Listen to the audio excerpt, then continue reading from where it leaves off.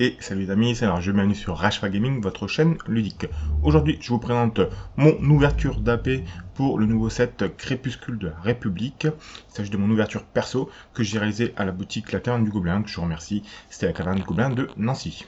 Donc pour ceux qui ne le savent pas, une ouverture d'AP, comment ça se passe? Vous recevez donc ce petit set lors de votre inscription. À l'intérieur, il y a 6 boosters qui vous permettront de constituer votre deck d'AP, une petite boîte de rangement qui est assez bien foutue, des tokens pour pouvoir jouer et les règles de base. Je vous mets à l'écran mon ouverture des boosters. Vous pouvez la passer ou si vous voulez ou pas. Je vous donne quand même quelques conseils pour ceux qui n'ont jamais fait d'AP. Vous avez donc à l'intérieur les cartes. Je vous conseille de les répartir directement par différentes affinités, de mettre les leaders d'un côté, les bases de l'autre, de déjà répartir vos cartes par affinité, et tout ce qui va être rare ou légendaire, de le mettre également à part en fonction de l'affinité. Vous n'avez que 6 boosters pour constituer votre deck. Avoir des cartes rares dans votre deck, c'est quand même assez important. Concernant mon ouverture, honnêtement, elle n'a pas été géniale, mais bon, je vous avoue, il n'y a aucun joueur, je pense, qui se sent vraiment génial dans son ouverture de booster pour constituer ses decks d'AP.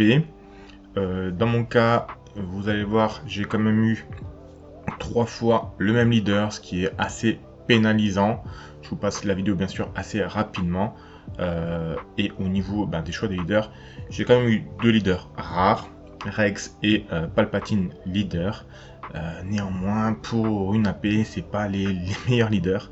J'ai quand même eu le leader que je souhaitais avoir pour cette AP, et que je vous recommande pour les joueurs pas forcément experts ou alors voilà, qui veulent pas trop s'embêter. C'est Ben, donc Obi-Wan Kenobi. Excellent leader parce qu'il permet de vous soigner, et se soigner dans un format d'AP, c'est vraiment une très bonne capacité.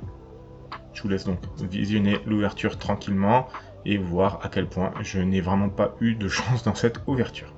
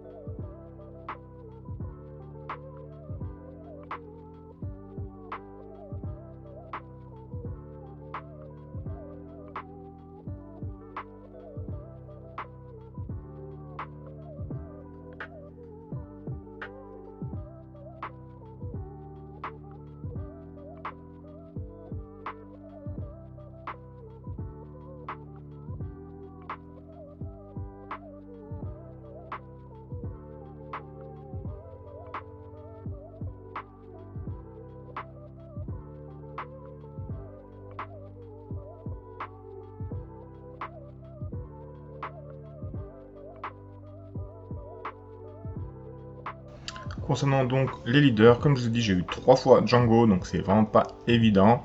Il y a Rex qui pourrait être évident, mais finalement, faire un build autour des soldats, c'était un peu compliqué, je pense, mais finalement, j'aurais peut-être dû le faire, parce que finalement, mon deck était très fortement représenté par ce type d'unité. Et Palpatine, donc, qui est un leader assez spécial, qui n'entre pas en jeu, et dans le format d'AP, ça me semblait pas vraiment assez puissant. Au niveau des unités, alors, une fois que votre choix est fait, donc moi c'était Ben, je vous conseille d'enlever toutes les autres affinités, de garder uniquement l'affinité, les 2 affinités de votre leader, et de déjà faire un tri dans les cartes entre les cartes qui ont la bonne affinité, c'est-à-dire ici héroïque, et de mettre de côté les affinités à famille, même si potentiellement elles pourraient rentrer dans le deck, mais au moins vous avez déjà un bon aperçu.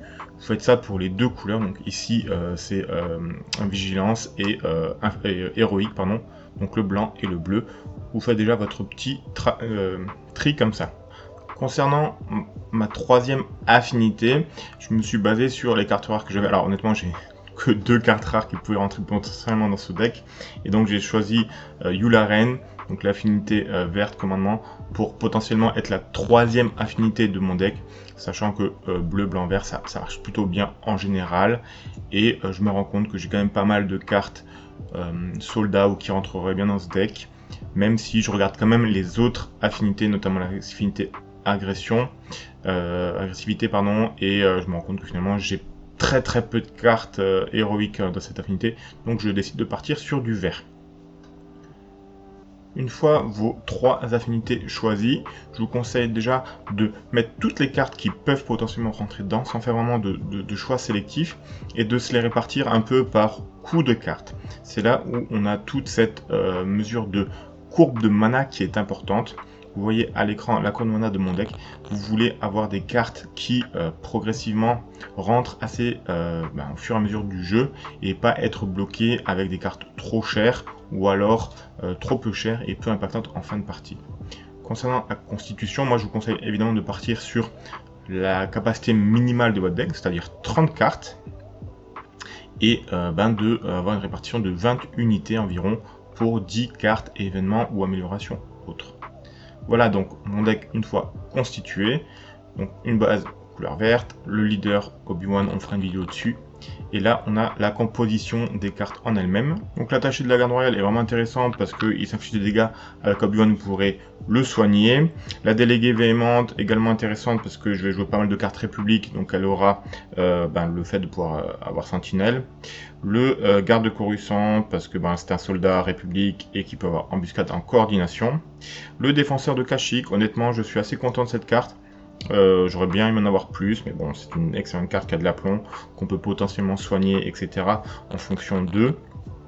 Et j'ai également rentré une milice de Rylot, elle est soldat, et elle a le raid, donc elle peut avoir potentiellement 3 en attaque, ce qui est assez impactant à ce niveau-là de jeu. Concernant les cartes de coup 3, évidemment Amiral Yularen, très important dans ce deck. Et ensuite j'ai mis un peu toutes les cartes de niveau 3 que j'ai, notamment le vaisseau, donc la navette de la Fédération, c'est le seul vaisseau que j'aurai dans ce deck. J'ai vraiment fait le choix de partir sur des soldats pour pouvoir soigner, et une grosse maîtrise au niveau de mon emprise, au niveau de l'arène terrestre. Donc voilà, beaucoup de clones de soldats République, histoire de bien comboter entre eux, avec notamment les cartes d'amélioration que j'ai eues.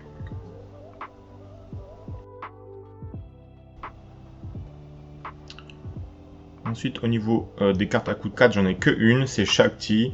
Elle est là vraiment parce que c'est une Jedi et que elle améliore un peu les tokens, même si je vais pas beaucoup jouer autour des tokens. Je n'ai pas de carte unité de coup de 5. J'ai quelques tanks, donc j'ai joué notamment des tanks séparatistes parce que je pouvais pas trop faire autrement, et pour avoir des tons. J'ai joué un Ozzy Osobek parce que la capacité de capture au niveau AP c'est assez important, et vous voyez au niveau des tons, donc il faut que vous rentriez des tons, c'est-à-dire des grosses créatures de fin de partie. Je suis allé prendre ça dans la République, dans la séparatiste, tant pis pour la République, histoire d'avoir des cartes qui tiennent le coup en fin de partie.